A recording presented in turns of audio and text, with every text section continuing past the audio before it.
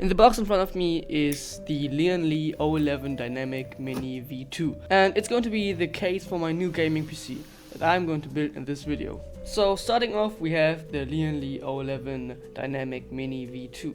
It's a relatively new case. It came out I think in mid 2025, something like this, and it fits mini ITX, micro ATX and full-size ATX boards. It does not fit eATX boards, but yeah, eATX boards are a really special use case, so the most gear will fit in this case. Also, full-size ATX power supplies will also fit in here. I won't really go over all the features that this case has, because there are way better videos that show you all the features of this case, and they will do it way better than me. So yeah, I will just link some videos down below in the description. Anyways, let's get started with the first component of this build, and it's the Corsair RM850X.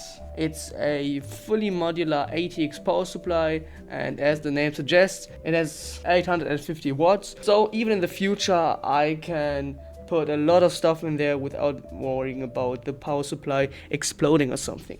So yeah, that's just a time lapse of me putting in the power supply. Okay, anyways, then I double checked if anything is wrong or something, so I popped back on the lid to see if everything was seated right, and it was. Great.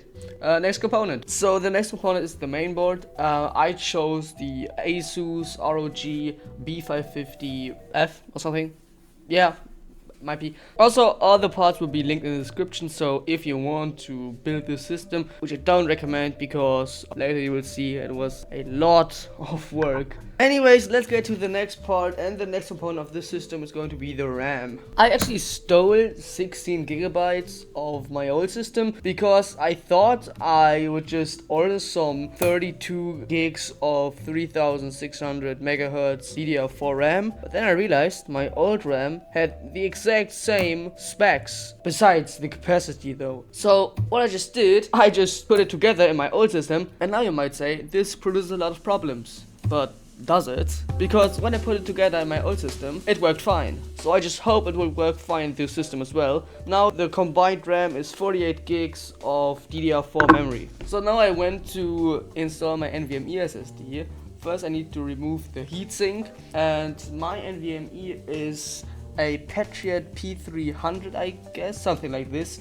It's a 512 gigabyte Gen 3x4, and I know it's not the fastest, but for me it's enough. For the CPU, I went with a Ryzen 9 5950X.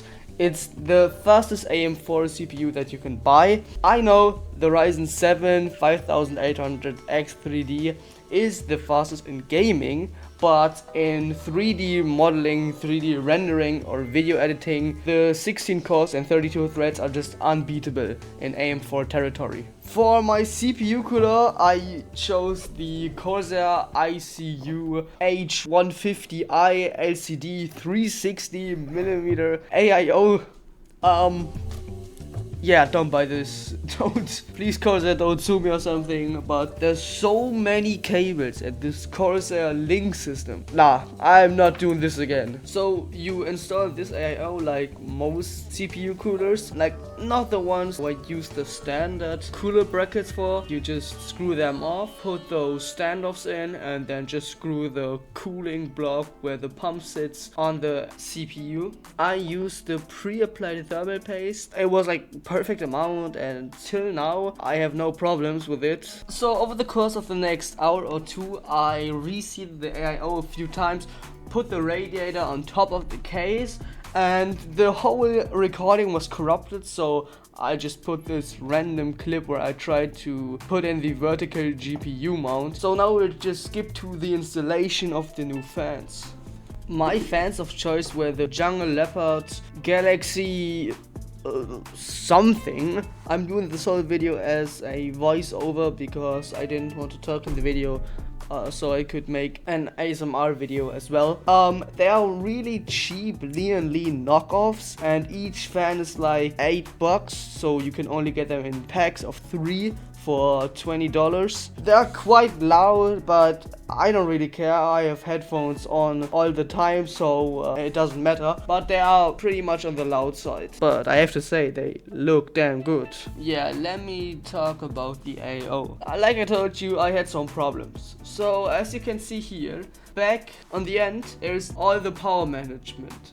So as you can see there in the front, I plugged in the fans, because I couldn't plug them in the back because these aren't the original fans that connected like this.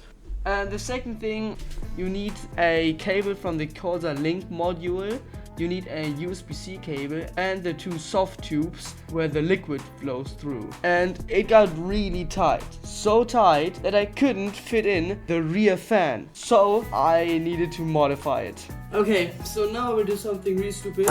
I cut the rubber protection away, and now I will just try to break it off. I know it's not the smartest solution, but if I do it right, it would make the USB-C connector way smaller. That's exactly what I meant. Look.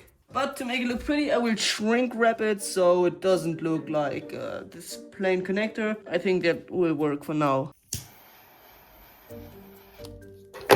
After doing some cable management, I think I'm ready to put the final pieces in. I want to mount my GPU vertically, so I will use this anti-sag bracket for vertical GPUs that was included in the case, as well as this PCIe riser cable so that the graphics card can connect to the motherboard. I used the GPU from my old system. It is a RTX 3070 from MSI, and after plugging it into the PCIe riser cable, the build is nearly done. I just want to add some finishing touches like those RGB streamer cables. So now I changed out my old PC for this one, and now the build is kinda finished. Thank you guys for watching. I really hope you enjoyed that build.